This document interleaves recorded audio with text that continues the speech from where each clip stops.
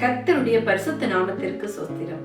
புதிய நாளை கூட்டி கொடுத்த எங்கள் தேவனுக்கு நன்றி கூறி நீங்க எல்லாரும் தேவனுக்குள்ள மன மகிழ்ச்சியா சந்தோஷமா இருப்பீங்கன்னு நான் விசுவாசிக்கிறேன். ஆண்டவராகிய கர்த்தர் இன்றைக்கு ஒரு வேத வார்த்தையினூடாக உங்களிடம் பேச சொல்லுகிறார். தானியேல் 6ஆம் அதிகாரம் 23ஆம் வசனம். அவன் தன் தேவன் பேரில் விசுவாசித்திருந்தபடியால் அவனில் ஒரு சேதமும் காணப்படவில்லை. என் அன்பான சகோதர சகோதரிகளே, நீங்க ஆண்டவரை விசுவாசிச்சு அவரையே நம்பி இருக்கிறீங்களா? அவரை மாத்திரம் நம்பி இருக்கிறீங்களா? வேதாகத்துல தானியேல் என்ற ஒரு மனுஷனை பத்தி சொல்லப்படுறது, அவர் 3 நேரமும் தேவனை ஜெபிக்கிறவராம், தேவனையே நம்பி இருக்கிறவர். அவருடைய வாழ்க்கையில ஒரு பெரிய பிரச்சனை, அவரை சிங்க கெபியில போடுறாங்க. தேவன் தூதரை அனுப்பி சிங்கத்துடைய வாய்களை கட்டி போட்டாராம். ஏன் தெரியுமா?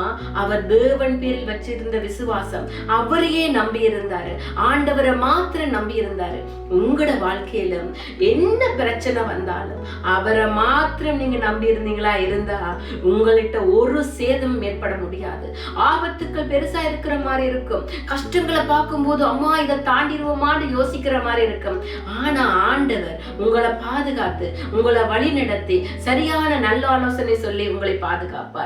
ஏன் தெரியுமா? நீங்க அவர் மேல கொண்ட விசுவாசம், அவரை நம்பி இருக்கிறபடியினால, அவன் தன் தேவன் பேரில் விசுவாசித்திருந்தபடியால் அவனில் ஒரு சேதமும் காணப்படவில்லை. நீங்க ஆண்டவரையே நம்பி இருங்க, அவரை தினமும் தேடுங்க. உங்களோட கஷ்டங்கள், உங்களோட துன்பங்கள், உங்களோட வேதனைகள் எல்லாவற்றையும் மனிதரிட கையில கொடுக்காதீங்க, தேவனுடைய கையில கொடுத்துட்டு விசுவாசத்தோட காத்திருங்க. அவர் உங்களை அற்புதமாய், உங்களை அதிசயமாய் நடத்துவார். ஆண்டவரை நோக்கி ஒரு சின்ன ஜெபம் செய்வோமா?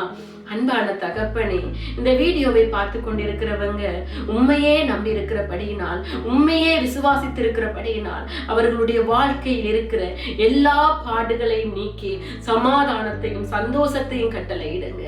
உன் பேரில் விசுவாசித்திருக்கிறவர்கள் ஒருபோதும் வெட்கப்பட்டு போனதில்லையா ஆண்டவரே? உண்மையே நம்பி இருக்கிறவர்களை நீர் ஒருபோதும் கைவிட்டதில்லை ஆண்டவரே. பாதுகாத்துக் கொள்ளுங்க, ஆசீர்வதிங்க. இயேசுவின் நாமத்தில் ஜெபங்கட்டி நிற்கிறோம் பிதாவே, ஆமென்.